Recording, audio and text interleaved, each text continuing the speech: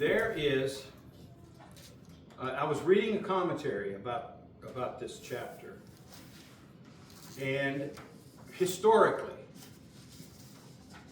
there is a Cleopatra involved behind the scenes, but it's not the Cleopatra that we know, a different Cleopatra. And she lived 100 years before the famous one. All right. Also, Alexander the Great, when he was going into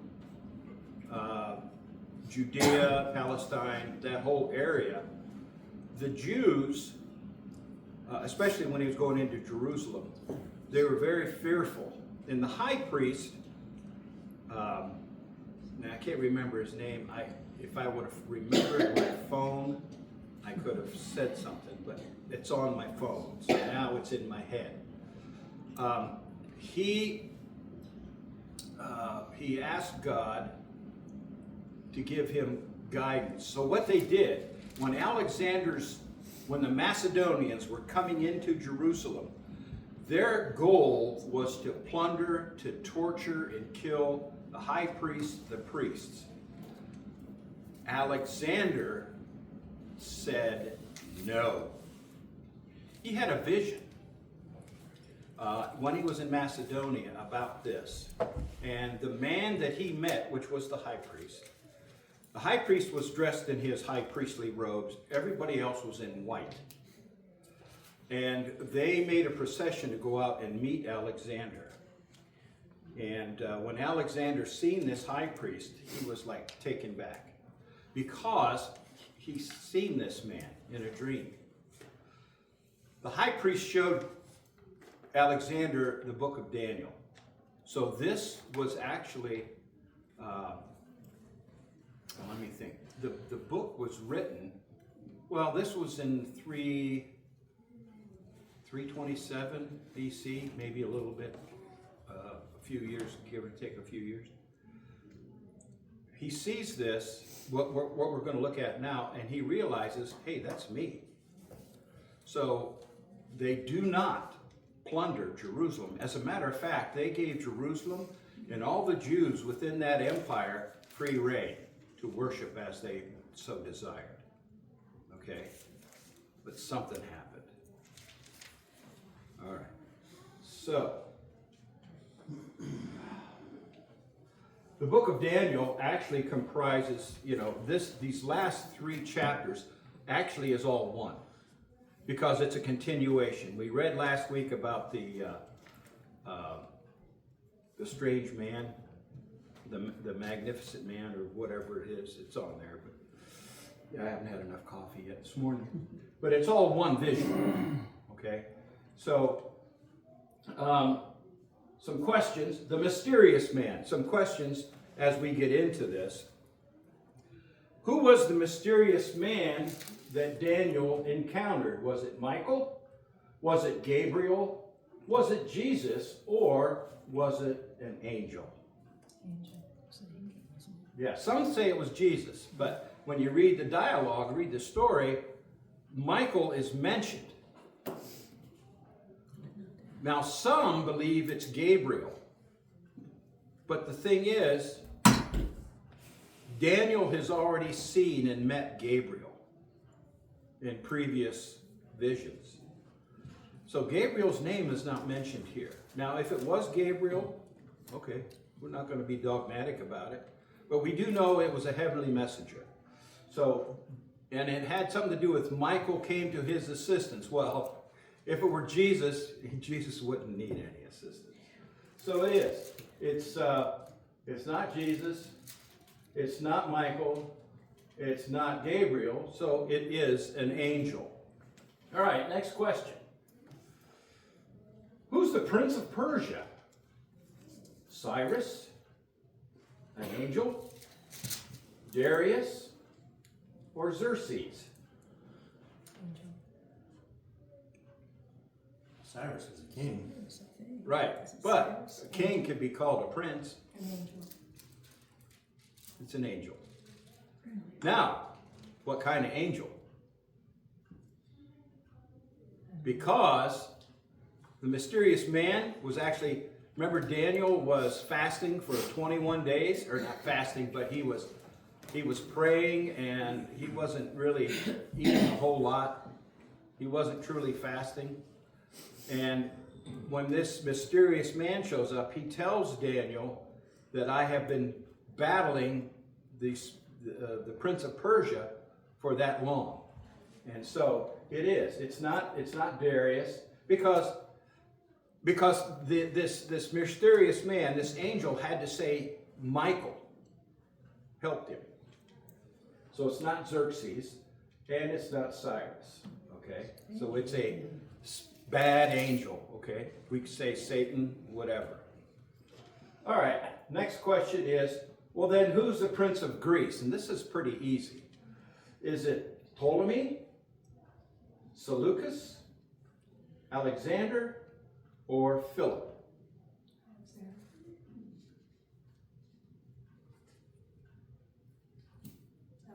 It's Alexander. Okay. That gives you a little bit more light. Now, who's Philip? Anybody, if you remember your history, you remember Philip. Philip of Macedonia.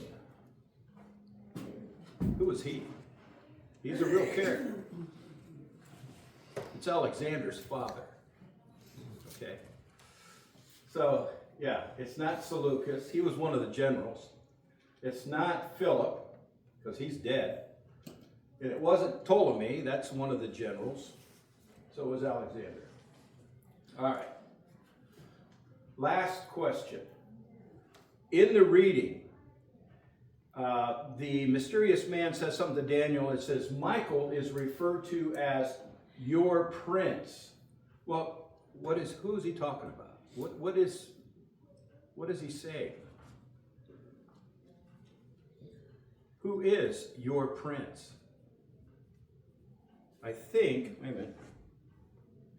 Yeah, what does this mean? In Daniel 10:21, he says something about it's your prince. Someone of high rank.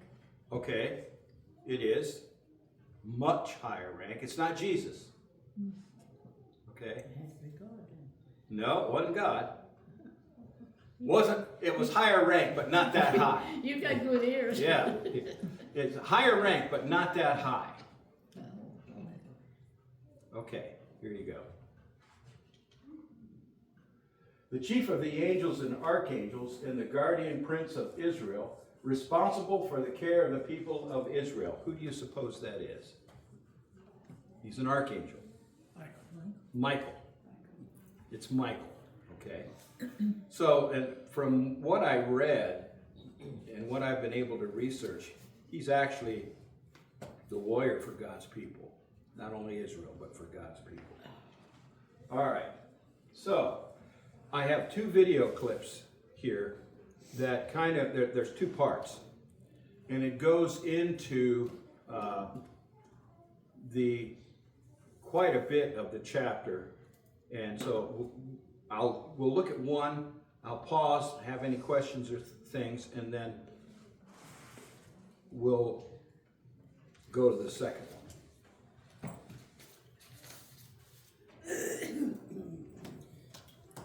All right, where'd it go? You might get a commercial in there too. As we look at Daniel chapter 11, we must remember. Hey, Now I see why this mini Wi-Fi There it camera. This thing is awesome. This music. Remember that Daniel chapters 10 and 12 are one continuous. We will therefore pick up from the end of Daniel chapter 10 and move right into Daniel chapter 11. Daniel chapter 10 verse 20 reads, Then he said, that is Gabriel, Do you know why I have come to you? And now I must return to fight with the prince of Persia. And when I have gone forth, indeed the prince of Greece will come. But I will tell you what is noted in the scripture of truth. No one upholds me against these, as in the spiritual conflicts, except Michael the prince. Daniel chapter 11. Also in the first year of Darius the Mede, I, even I stood up to confirm and strengthen him. We are once again reminded of the heavenly warfare going on in the spiritual realm and how Gabriel stood with Darius the Mede to confirm and strengthen him. We think of the decree of Cyrus the Persian and Darius the Mede in the restoration of Judah to rebuild the temple in Jerusalem. Verse 2, And now I will tell you the truth. Behold, 3 more kings will arise in Persia, and the 4th shall be far richer than them all. By his strength, through his riches, he shall stir up all against the realm of Greece. The truth has to do with the scripture of truth spoken of in Daniel chapter 10, verse 21. It is the truth concerning the world kingdoms. 3 more kings will arise out of Persia after King Cyrus. The 4th king is commonly identified with the Ahasuerus of Esther, who was fabulously rich, wealthy, and self-confident. History tells us how he amassed an army of 1 million men and a navy of 1,200 ships, declaring war on Greece, and suffered a humiliating defeat. There were certainly more than 4 Persian kings, but they had no concern with the people of God. However, those 4 did, either in hindering or in helping the rebuilding of the temple in Jerusalem. Verse 3 jumps right over to a mighty king that arose with great dominion. History confirms that this king is Alexander the Great from the Grecian Empire. It reads, That a mighty king shall arise, who shall rule with great dominion, and do according to his will. And when he has arisen, his kingdom shall be broken up and divided towards the 4 winds of heaven, but not among his posterity, nor according to his dominion with which he ruled. For his kingdom shall be uprooted, even for others besides these. To really appreciate these prophetic words, we must see the progressive revelation given to Daniel concerning the Grecian Empire. In Daniel chapter 7, the kingdom of Greece was seen in the vision of the leopard with 4 heads and 4 wings of a bird. Take note of the number 4. Then, in Daniel chapter 8, we saw how the goat with a large horn, Greece, would overpower and trample the ram, Persia. The goat grew very great, and when he became strong, the large horn was broken, and in its place 4 notable horns came up. Thus, when we put Daniel chapters 7, 8, and 11 right next to each other, history confirms how Alexander the Great died at the height of his power, and his kingdom was broken up and divided towards the 4 winds of heaven, but not according to his posterity. The Grecian Empire would never be the same, for it was uprooted and divided among Alexander's 4 leading generals, but not his descendants. And so we see how the 4 generals correspond to the 4 heads of the leopard kingdom in chapter 7, the 4 horns that came out of the large horn of the goat in chapter 8, and the kingdom broken and divided towards the 4 winds of heaven in chapter 11. We now move to the conflicts between the king of the south and the king of the north, found from verse 5 right through to the rest of the chapter. Who are they? As already noted, after Alexander's death, his kingdom was divided among his 4 generals, namely Ptolemy, Seleucus, Lysimachus, and Cassander. Ptolemy took Egypt, Libya, Arabia, and Palestine and the southern part. Seleucus took Syria and the eastern part. Lysimachus took Thrace, parts of Asia and the northern part, and Cassander took Macedonia and the western part. It was out of this division that began 2 dynasties, namely the king of the south and the king of the north. The king of the south is undoubtedly the king of Egypt, which was obtained by Ptolemy and was ruled under a succession of kings known as the Ptolemies. The king of the north is the king of Syria, which was obtained by Seleucus and ruled under a succession of kings known as the Seleucidae. History shows us that Seleucus had won most of the territory belonging to the other 2 divisions of the Grecian Empire, that of Lysimachus and Cassander. The nation of Israel was caught right in the middle of the conflicts between Egypt and Syria, and was at time in the possession of the kings of Egypt, the king of the south, and sometimes of the kings of Syria, the king of the north. The reason that Daniel sees these as north and south was because Palestine was the central point of God's dealings on the earth, Syria being the north and Egypt being the south. Palestine became the battleground between these ongoing conflicts that arose out of the Grecian Empire. These titles, the King of the South and the King of the North, are therefore representative titles of the succession of kings and their empires. They are the Ptolemaic Empire and the Seleucid Empire, respectively. In the next video, we will look at why Daniel was given much information about the conflicts between the King of the South and the King of the North.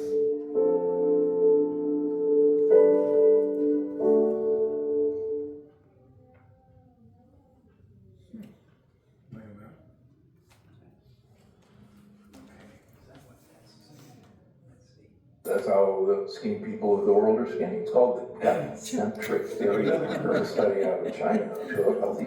Okay. Okay, so Alexander had no heirs, but he did. He had 3 sons. The first was really not all there, okay? He was not capable of ruling. But he had 2 other sons. And they were young, so they were put under co-regents, okay? What happened was the co-regents started fighting amongst themselves. Guess what happened to those 2 sons?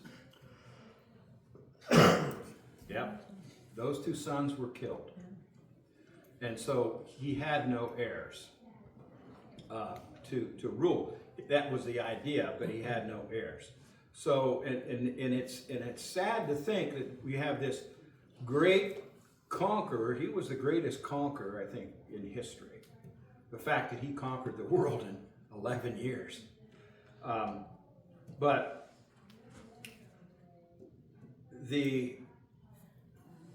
when we look at the King of the North and the King of the South, when you're first reading that, and when I first read it, I'm scratching my head. I'm going, okay, who would they be?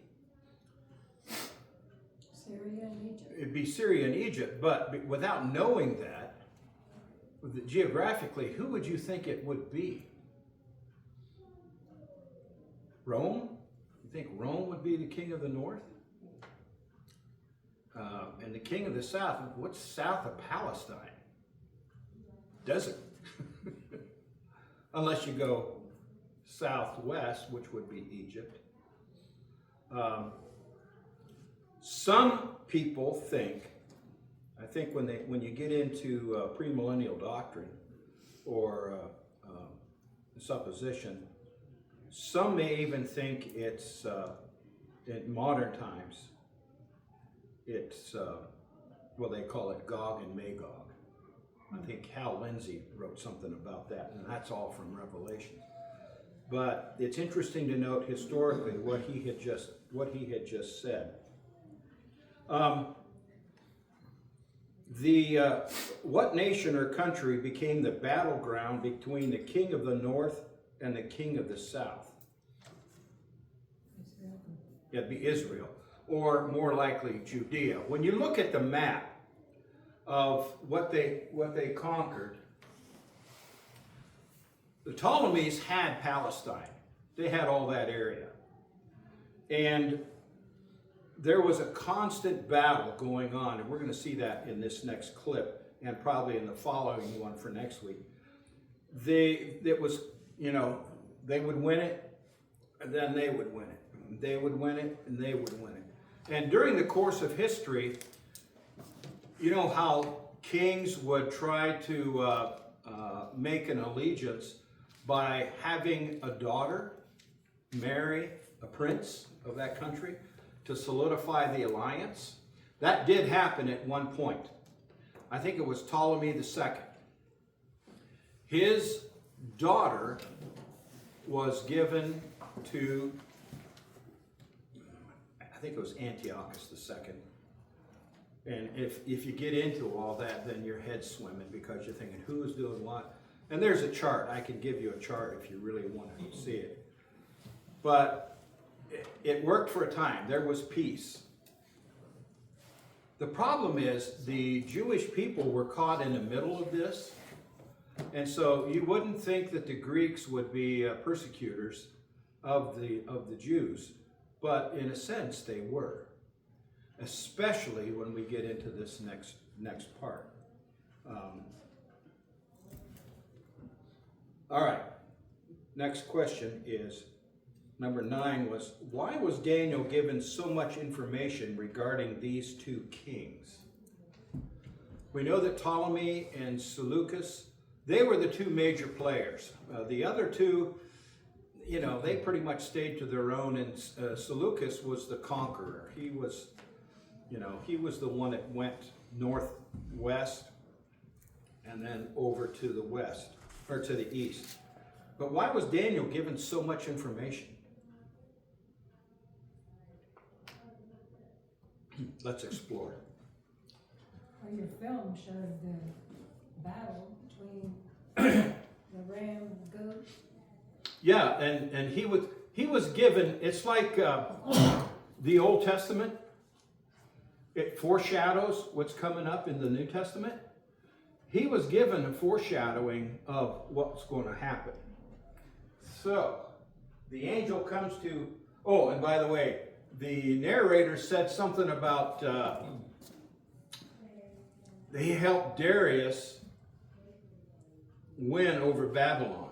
Now, I think they mentioned that as Gabriel. And that's possibly very true. If you go back and read it, it might just be that. So, let's continue on.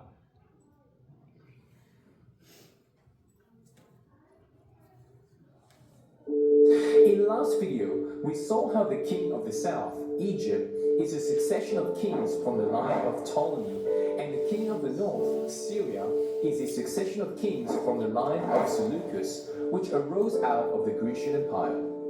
In this video, we will look at why we need to know about the king of the south and the king of the north. Daniel chapter 11 verses 5 to 20 provides a remarkable prophecy giving continuous events of the conflicts between the king of the north and the king of the south, that is, Syria and Egypt, which took place after the death of Alexander the Great. The exact interpretation of these verses is quite difficult to determine because expositors need to turn to so much history in order to correspond the prophecy with the possible fulfillment. However, there is a general agreement on the major events of the conflicts between the king of the north and the king of the south. Why was Daniel given so much information about the king of the south and the king of the north? That is because chapter 11 provides greater insight into the vision of Daniel chapter 8, the vision of the ram and the goat. In chapter 8, we were told plainly that the ram which that is Daniel saw, having 2 horns, they are the kings of Media and Persia, and the male goat is the kingdom of Greece. The large horn that is between its eyes is the first king. As for the broken horn and the foot that stood up in its place, 4 kingdoms shall arise out of that nation, but not with its power. These are the 4 kingdoms that arose out of Alexander's 4 generals. We also read in Daniel chapter 8 verse 9 that out of one of them, out of the 4 kingdoms, came a little horn which grew exceedingly great towards the south, towards the east, and toward the glorious land. Likewise, we have already seen how Daniel chapter 11 also shows that the kingdom of Greece will be broken up into 4, but then moves on to emphasize on 2, namely the king of the south and the king of the north. It is out of the king of the north, also known as the Seleucid Empire, or Syria, that a vile person would arise. A careful read of verses 15 to 21 tells us so, showing us the succession of the kings of the north. Verse 15 begins with the king of the north. Verses 16 to 19 tell us the things he does. Verse 20 goes on to say that in place of the king of the north, another king shall arise who will impose taxes on the glorious land. And verse 21 tells us that in his place arises a vile person who would seize the kingdom by intrigue. So in Daniel 8, we know that a little horn will come out of one of the four horns. And now, Daniel chapter 11 tells us exactly which of the four horns the little horn comes out of. It is out of Syria, the king of the north, the Seleucid Empire. In other words, the vile person of chapter 11 is the little horn of chapter 8. When we look at history, it is agreed by many that the fulfillment of the vile person of chapter 11 and the little horn of chapter 8 are seen in the person of Antiochus Epiphanes of the Syrian kingdom, the king of the north. The little horn in Daniel 8 is described as one who, number one, casts down some of the host and some of the stars to the ground, apostasy. Number two, casts down the place of God's sanctuary. Number three, takes away and opposes the daily sacrifices. And number four, casts truth to the ground, the transgression of desolation. The vile person in Daniel chapter 11, verses 31 to 32, is described as one who, number one, does wickedly against the covenant, the Jews, and corrupts with flattery, the apostasy of the Jews. Number two, defiles the sanctuary fortress. Number three, takes away the daily sacrifices. And number four, places the abomination of desolation.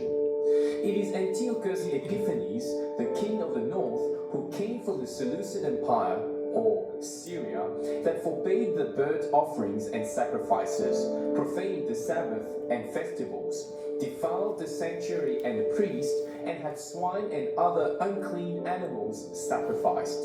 He arrogantly entered the sanctuary and took the furniture and the utensils of the temple into his own land.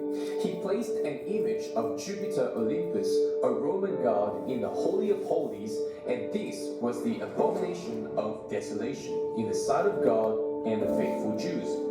He shed much blood, tore to pieces, and burned the books of the law that were found, and made a decree that those who would not adhere to his laws would be put to death. He caused many Jews to forsake their faith and to sacrifice idols and to profane the Sabbath. We can now understand why Antiochus Epiphanes is generally agreed to be the little horn of Daniel chapter 8 and the vile person of chapter 11. In summary, Antiochus Epiphanes was the king of the Seleucid Empire who ruled over Syria. The Seleucid Empire came out of one of the four kingdoms that arose out of the kingdom of Greece. As such, he is seen as one of the kings of the north. He defiled the sanctuary of God and took away the daily sacrifices. He was a ruthless ruler who persecuted the Jews, leading many to apostasy. Although Antiochus Epiphanes historically fulfills these prophecies in part, he is but a type of the end times Antichrist. The key in understanding this is the time element mentioned throughout the book of Daniel, in line with the book of Revelation. This will make even more sense when we look at Daniel chapter 12, bringing all the pieces of the puzzle together. It is therefore crucial to keep in view the historical fulfillment, the time element, and the prophecies given to Daniel in the light of the book of Revelation, the things Jesus said in the Gospels, and the epistles of the New Testament. When all the parts of the puzzle are laid out and brought in together, we start to see the big picture. As we go from chapter to chapter, the progressive revelation in relation to the world kingdoms given to Daniel becomes clearer and clearer, moving from historical fulfillment to prophetic events relating to the end times.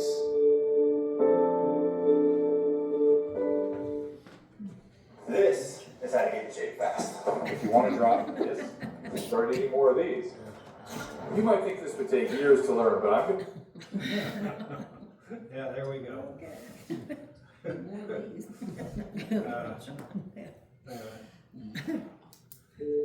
Oh, wait a minute, I gotta get rid of In the last video, we noted the relationship between the little horn of chapter 8 that comes out of one of the 4 notable horns.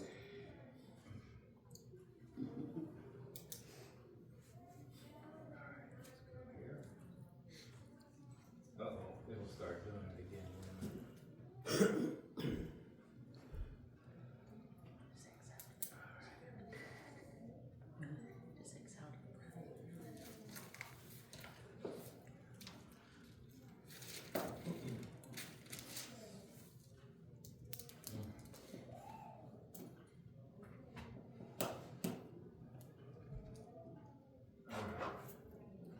Oh, there we go. Okay, so next week, we're actually going to continue with Daniel 11. But we had mentioned that Antiochus Epiphanes before when we were in chapters 8, I think, and 9. And the Jews considered him a madman. The whole idea was he was trying to destroy Judaism and make it a Greek state. As a matter of fact, he even wanted to have Olympic events in the city of Jerusalem.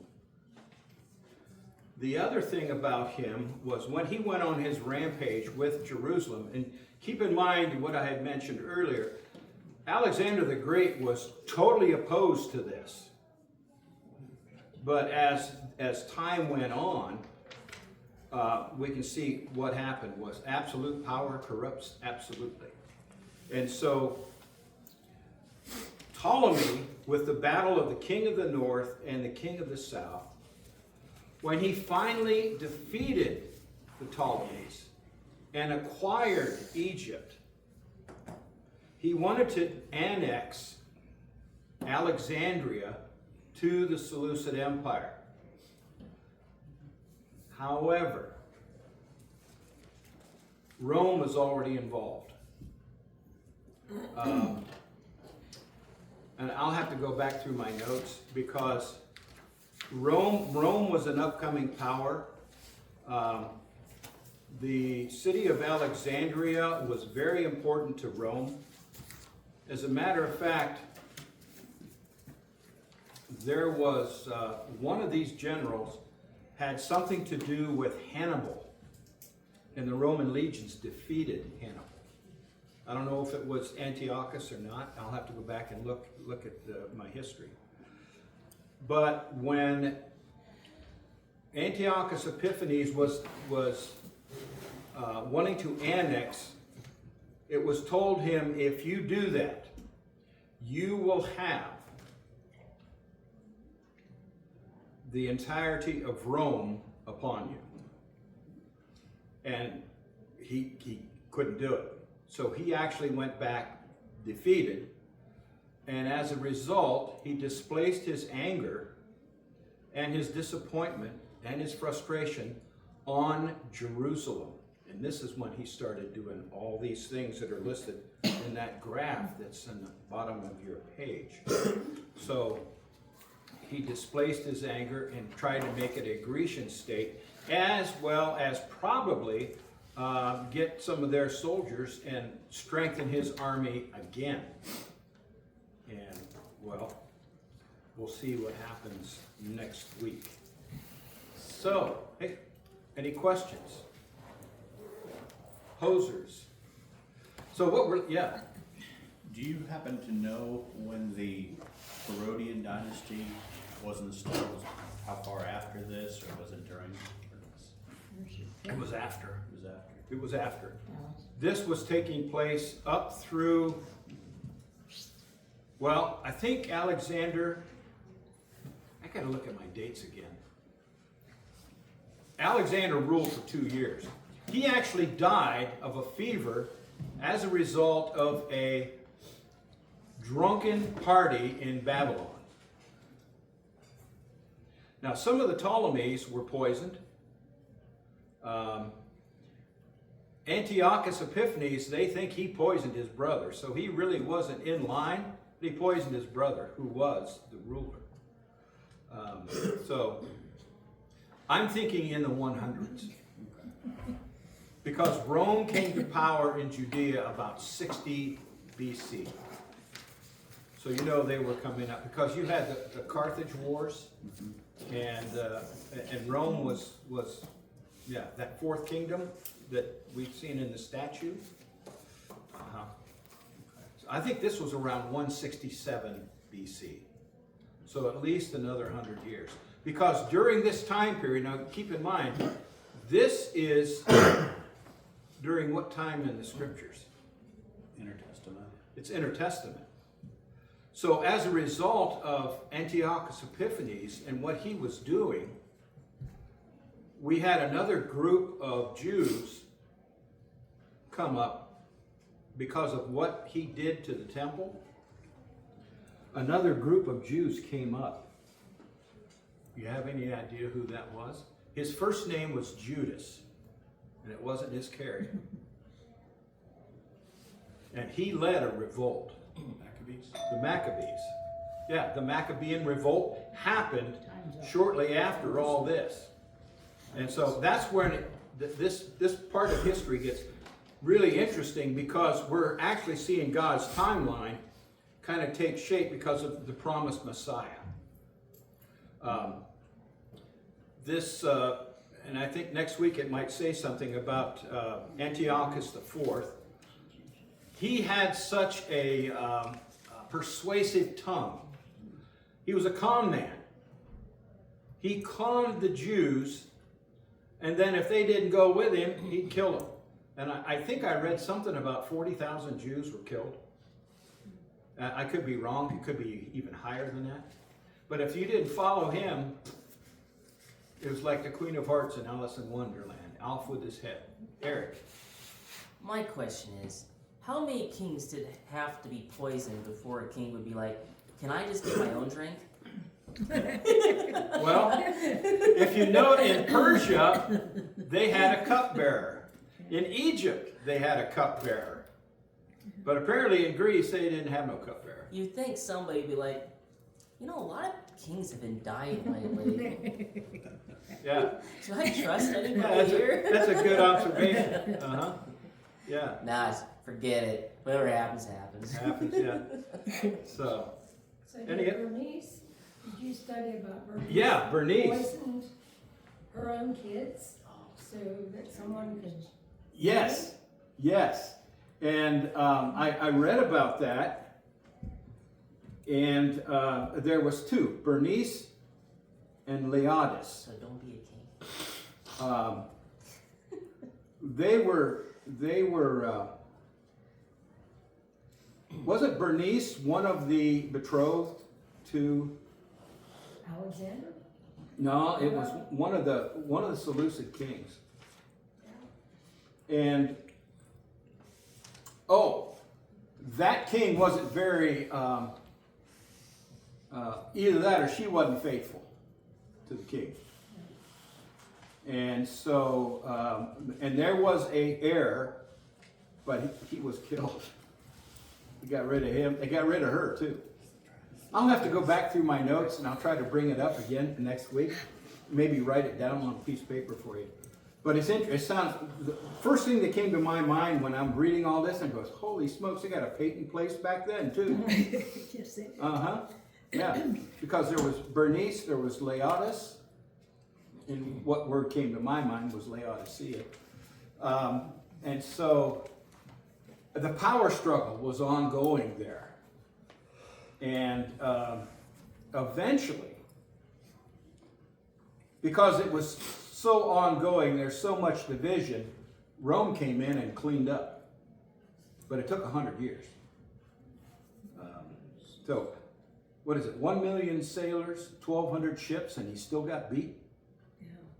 He had to go back and lick his wounds, and as a result, he took care of Jerusalem and the Jews there. So, make your head spin. So what I would suggest is go back, read 10 and 11, and try to piece what you've seen this morning into that. It might give you a little bit better understanding. Some still think that the end times, and it has to do with time, is yet to come, and Daniel is, with Daniel 10, 11, and 12, that's what we're talking about. It's already happened. And in the beginning of the course, we said 75% of what Daniel's prophesied has already happened throughout history. Josephus wrote about this, and I was going to read it, and I left my brains at home, so maybe next week, if I don't forget my brains, I'll read that part of what Josephus had said via commentator. So, okay. Any other questions? Enjoy the day. Let's go worship.